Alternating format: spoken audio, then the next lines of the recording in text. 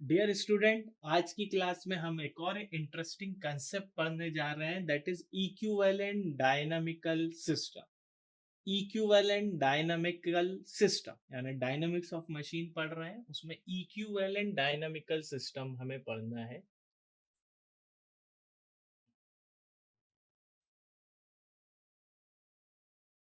Dynamical system या dynamic system यानी किसी सिस्टम को मैं इक्विवेलेंट डायनामिक सिस्टम में मुझे कन्वर्ट करना है। तो डायनामिकली इक्विवेलेंट सिस्टम क्या होता है, पहले हम ये देख लेते हैं।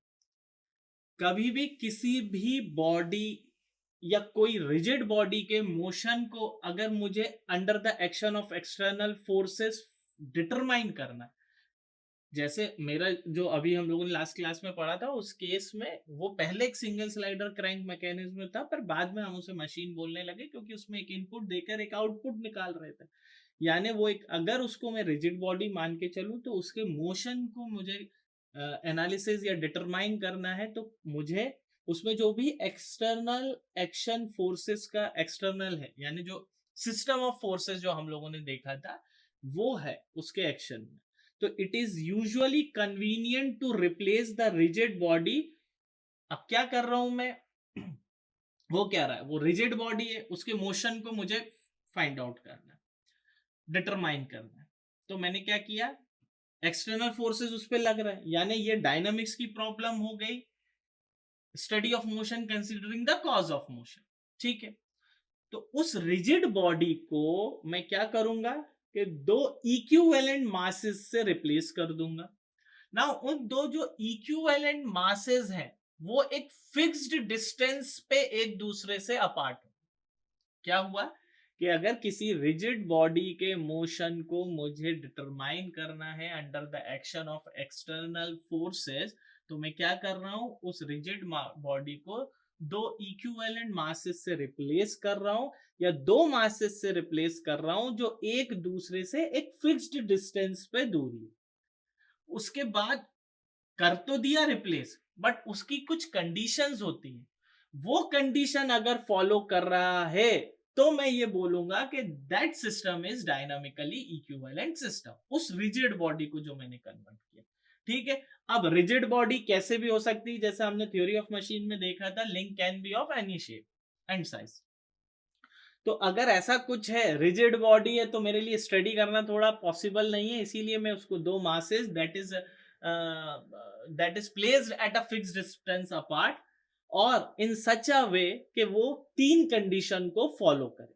ठीक है, तो it is followed, it must be followed that three condition. The first one is, जो फर्स्ट कंडीशन है कि जो sum of their masses is equal to the total mass of the body, that rigid body. ठीक है, तो सम of masses, जो दो masses है, sum of masses is equals to total mass of the body of body. तो पहली condition तो ये हो गई कि भैया जैसे मान लो 2 kg है, तो 1-1 kg या 1.5 और आधा kg ऐसा करके मुझे दो मासेस को रखना है at a fixed distance. The second one condition, तो पहली कंडीशन तो मास आप ज्यादा तो कर नहीं सकते हो, जो सेंटर ऑफ ग्रेविटी है, centre of gravity of the two masses coincide with that of the body, यानी जो centre of gravity of that two masses must be coincide with the जो बॉडी का सेंटर ऑफ ग्रेविटी था। ठीक है, तो centre of gravity of the two masses coincide with that of a body,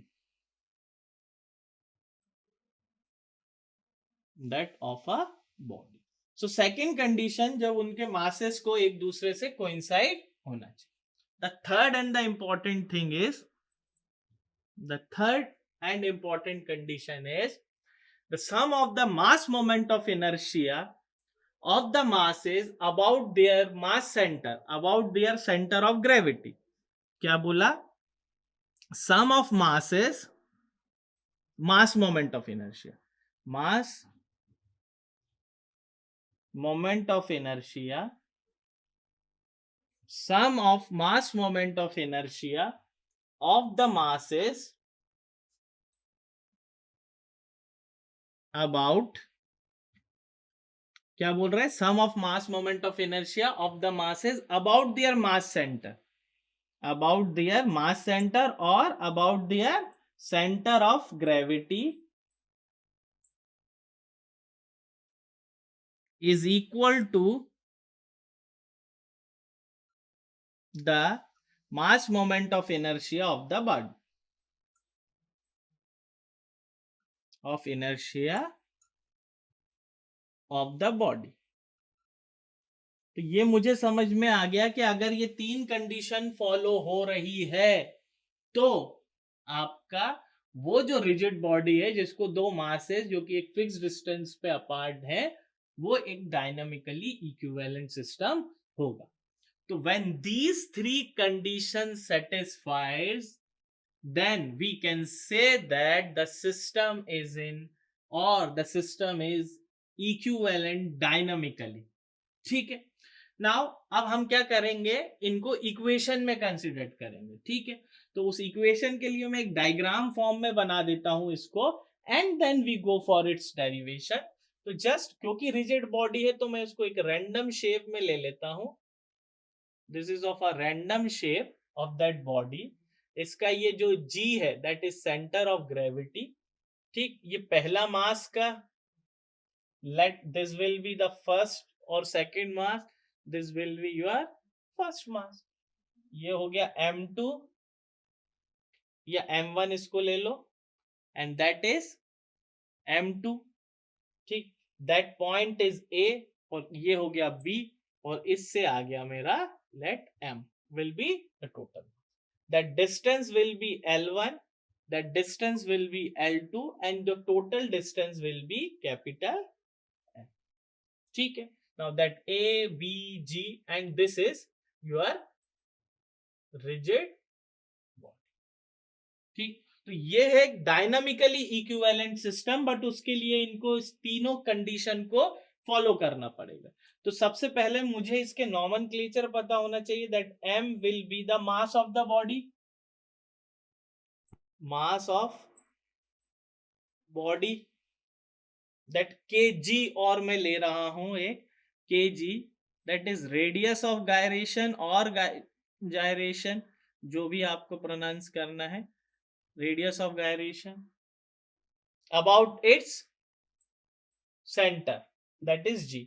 M1 and M2 that two masses जिसका sum इसके बराबर होगा, टू मासेस जो कि डायनामिकली इक्विवेलेंट सिस्टम को बनाएंगे. L1 is the distance from G to M1 and L2 will be the distance from G to B. So L1 A to G and L2 G to B. That is the distance. And L is the total distance between the masses. Total distance between the masses. So these are the nomenclature we are going to use for our equations. The first equation, और हम तीनों को एक एक करके देखते हैं.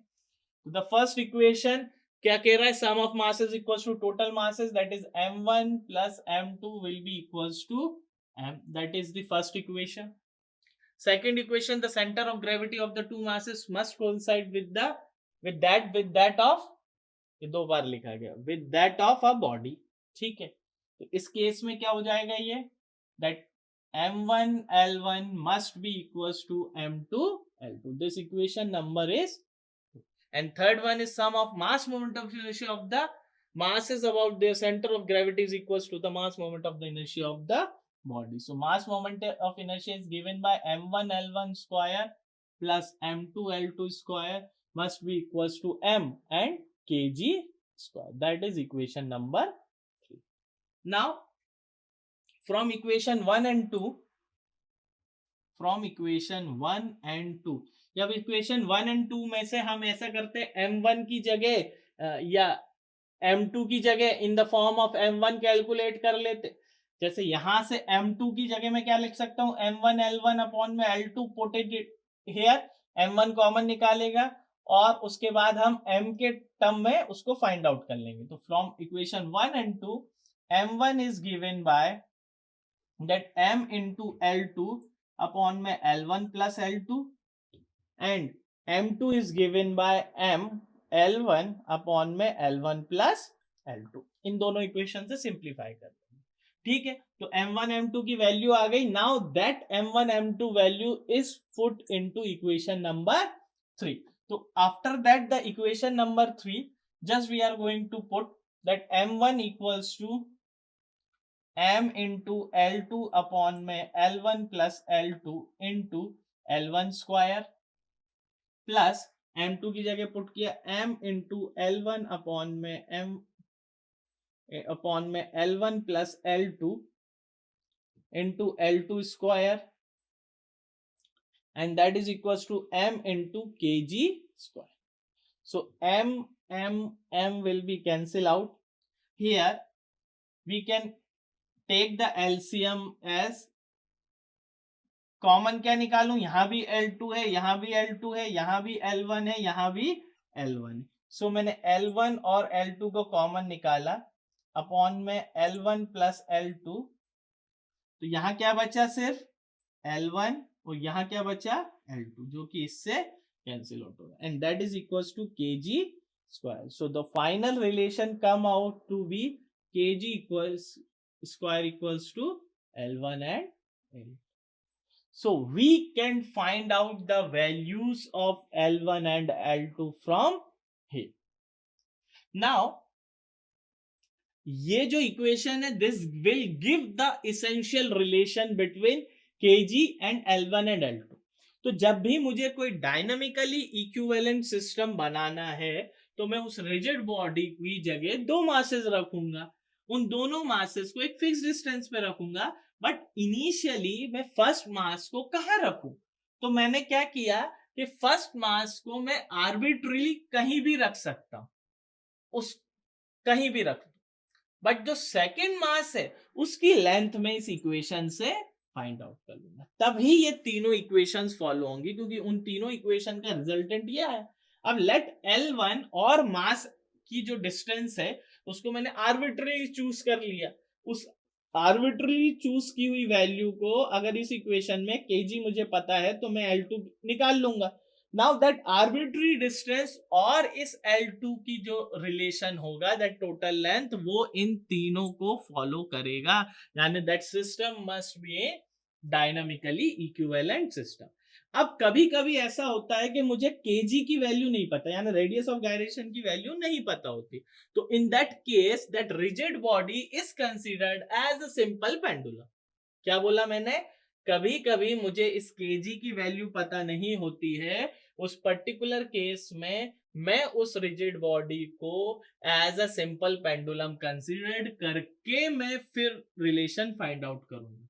So for that condition मुझे पता है कि जब kg नहीं पता है तो लेंथ कैसे फाइंड करता हूं, तो total length will be in that case, यहां पर if kg is not given then it is equals to kg, पहले तो मैं kg निकालूंगा ना, तो total length equals to kg plus L1 square plus h square upon में h।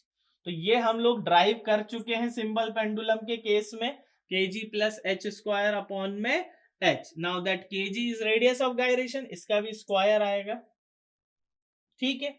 Now replace that h from L, क्या करूं, replace h from L1, क्योंकि L1 तो मैंने आर्बिट्री चूज किया, तो जब मैं इसको रिप्लेस करूंगा तो it comes out to be kg plus L1 square upon में L1 will be equals to total, ठीक है। नाउ मैंने इसको रिप्लेस कर दिया kg L1 स्क्वायर अपॉन में L1, और that L1 is arbitrarily chosen. Now जब आर्बिट्री चूज किया गया है तो मैं यहां पर इसको पुट कर देता हूं, so L1 into L2 equals to kg square, so capital L will be equals to, here kg की जगह क्या रखूंगा मैं, L1 L2 plus L1 square upon में L1, तो यहां से L1 कॉमन निकाल के कैंसिल हो गया and total length will be equals to L1 plus L2. Total length will be L1 plus L2. It means कि जब मैं उसको सिंपल पेंडुलम मानूंगा तो L1 को आर्बिट्री चूज करूंगा, total length will be L1 and 2, यानी it is safe to assume that rigid body as a simple pendulum. ठीक है, तो for that condition L comes out to be L1 plus L2 and that is the condition. L capital equals to total length is equals to kg square plus h square upon में h. So this is all about dynamically equivalent system. Thank you.